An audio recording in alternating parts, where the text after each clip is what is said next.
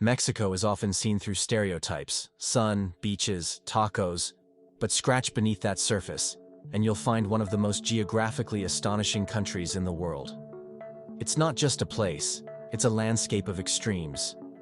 When you look at Mexico on a map, you see a slender stretch bridging North and Central America, bounded by two oceans, cut by volcanic axes, carved by canyons, and riddled with puzzles like the Yucatan's lack of surface rivers. Today, we're going to uncover the hidden geography that makes Mexico so spectacular, and why most people have never given it the attention it deserves. Start with its position. Mexico sits at a crossroads of plates, oceans, climate zones, and bioregions. To its north lies the United States, to the south, Guatemala and Belize. To the west, the Pacific. To the east, the Gulf of Mexico and Caribbean Sea.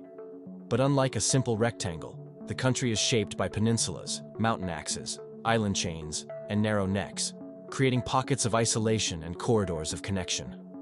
The Baja California Peninsula stretches nearly 1,200 kilometers south from the US border, squeezed between the Pacific and the Gulf of California. That thin sliver of land is more than desert. It's a geological statement. Then consider elevation. Much of Mexico is mountainous or elevated. The Central Plateau, or Mexican Plateau, dominates the interior, flanked on both sides by the Sierra Madre Occidental and Sierra Madre Oriental ranges. These mountain ranges force the land to tilt, rivers to carve deep canyons, and climates to shift abruptly. The Trans-Mexican Volcanic Belt, running roughly east-west across central Mexico, is still active, home to volcanoes like Popocatépetl and Pico de Orizaba, Mexico's highest peak at approximately 5,700 meters, and injecting volcanic soils, seismic risk, and drama into the terrain. Because Mexico lies on three tectonic plates, the North American Plate, the Cocos Plate, and the Pacific Plate, it is one of the world's hotspots for seismic and volcanic activity. Earthquakes, tremors, and mountain building happen here far more often than many realize. That interacting underworld helps explain why its peaks, valleys, and slopes are so jagged, so unpredictable.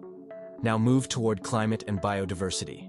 Mexico covers a dizzying range of ecosystems. In the north, deserts dominate. The Sonoran and Chihuahuan stand as massive dry zones, filled with endemic cacti, desert-adapted fauna, and stark extremes. Then you travel southward, and you enter tropical rainforests, mangroves, and jungles. Lush, humid, alive with biodiversity that rivals many equatorial nations. The shift is so swift that a drive of a few hundred kilometers can take you from cactus to canopy. Then there's the Yucatan Peninsula, huge, flat, composed of limestone and lacking surface rivers. Instead, water disappears into the ground, forming vast underground cave systems and cenotes. Sinkholes linked to the water table below. That odd absence of rivers in such a rainy region is a geological and hydrological quirk few people know. Another unique feature is Mexico's long coastline, over 9,000 kilometers of it. It straddles both the Pacific and Atlantic via the Gulf Caribbean. That means it is vulnerable to hurricanes, tsunamis, coastal erosion, and tropical storms, while simultaneously benefiting from ports, fisheries, shipping lanes, and oceanic resources. Its exclusive economic zone, EEZ, is among the top globally. Let's not skip the canyons. The Copper Canyon, or Barranca del Cobre, located in the Sierra Madre Occidental, is deeper and more expansive than many assume. It's a maze of multiple canyons carved by rivers, rivaling even the Grand Canyon in scale, not in fame, but in sheer ruggedness. The indigenous Tarahumara live in those gorges, famously traversing them with minimal infrastructure, preserving traditions tied to the terrain itself. Yet another quirk: elevation extremes. Mexico's highest point is that volcanic peak. Its lowest is Laguna Salada at about -10 meters below sea level in Baja. The gradient between high volcanoes and low deserts is one of the steepest in North America. What that means is climate zones shift rapidly with altitude, creating microclimates, ecological islands, and niche habitats. All of this geography shapes history, culture, and settlement. People gravitate toward fertile valleys and basins. Mexico City sits in a high plateau basin surrounded by mountains. commerce and agriculture thrive in those central zones. But the coasts and peninsulas allowed trade, invasion, colonization, and mixing with outside worlds, both Atlantic and Pacific contact. Mountain ranges served as barriers and refugees, isolating communities that developed distinct languages and customs. Remote regions remain culturally distinct to this day. In the near future, geography will be even more important. Climate change may shift rainfall patterns, expand deserts, raise sea levels, and stress water systems. Mexico's orographic features may amplify or mitigate those shifts. The Yucatan's limestone and cenote systems might face challenges with groundwater contamination. Coastal states could lose land to rising seas. Mountain glaciers, though few, could retreat. And ecosystems could shift upslope, compressing habitats against mountaintops. Let's start with the ancient civilizations. Before the Spanish conquest, geography determined where societies flourished. The fertile valleys of central Mexico, like the Valley of Mexico and Oaxaca, offered the perfect mix of climate, water, and elevation. That's where the Olmecs, Zapotecs, Mixtecs, and eventually the mighty Aztecs took root. The high altitude meant cooler temperatures, fewer tropical diseases, and stable agricultural cycles, allowing for maize cultivation, the cornerstone of Mesoamerican civilization. Contrast that with the Yucatan, where the Maya built their empire amid limestone and cenotes, adapting to a landscape without surface rivers. Their architecture, pyramids rising from dense jungle, was not just aesthetic, but geographical ingenuity, aligning perfectly with the environment. In northern Mexico, geography told a very different story. Harsh deserts and rugged mountain ranges limited large-scale agriculture, leading to nomadic and semi-nomadic groups who moved with the seasons. This north-south contrast still defines Mexico today. Southern regions are historically more agricultural and densely populated, while the north leans toward mining, ranching, and, more recently, industrial growth near the US border. Speaking of that border, the 3,100-kilometer stretch between the US and Mexico might be one of the most geopolitically charged lines in the world, but physically, it's incredibly diverse. It runs through deserts, rivers, mountain passes, and even urban areas that spill across both sides. Geography doesn't always respect political boundaries. The Sonoran Desert, for example, spans both Arizona and Sonora, creating ecosystems and communities that share far more with each other than with their respective capitals. Now look west, to Baja California. That peninsula is like an isolated world, split from the mainland by the Gulf of California, one of the youngest seas on Earth, formed when the Pacific Plate began sliding northward along the San Andreas Fault system. The Baja landscape looks alien. Twisted rocks, cactus forests, salt flats, and turquoise bays. Yet it's home to unique species, from the Baja pronghorn to the vaquita porpoise, one of the world's rarest marine mammals. Its separation has made it a living laboratory of evolution, much like the Galapagos. Move east again, and you encounter the Sierra Madre mountain chains that act like the country's spine. These are not just scenic. They influence wind patterns, rainfall, and even how people move.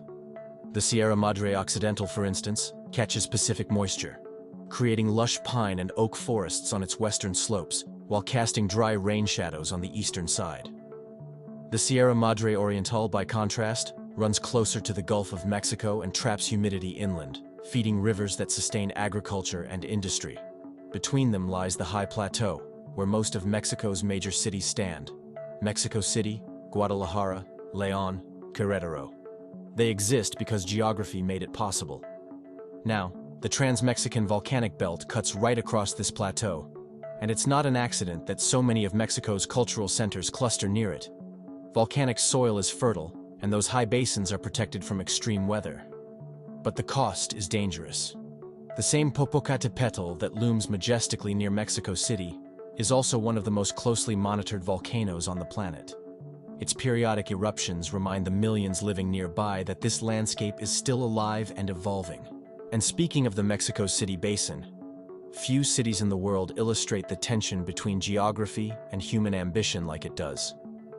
Built originally on the bed of Lake Texcoco by the Aztecs, it was an island city of causeways and canals. When the Spanish drained the lakes to expand and urbanize, they set the stage for centuries of problems. water scarcity, flooding, and ground subsidence. The city literally sinks each year as aquifers are overdrawn. This is geography clashing with human engineering, a centuries-long struggle to adapt to a basin that wasn't meant to host 20 million people. If we shift to the Yucatan Peninsula again, it's not just cenotes that make it remarkable. Beneath that flat land lies one of the largest cave systems in the world, an underground network stretching hundreds of kilometers. The geology here tells a story of ancient seas and coral reefs, later uplifted and eroded. Some scientists even believe that the asteroid that wiped out the dinosaurs struck near Chicxulub, off the Yucatan coast.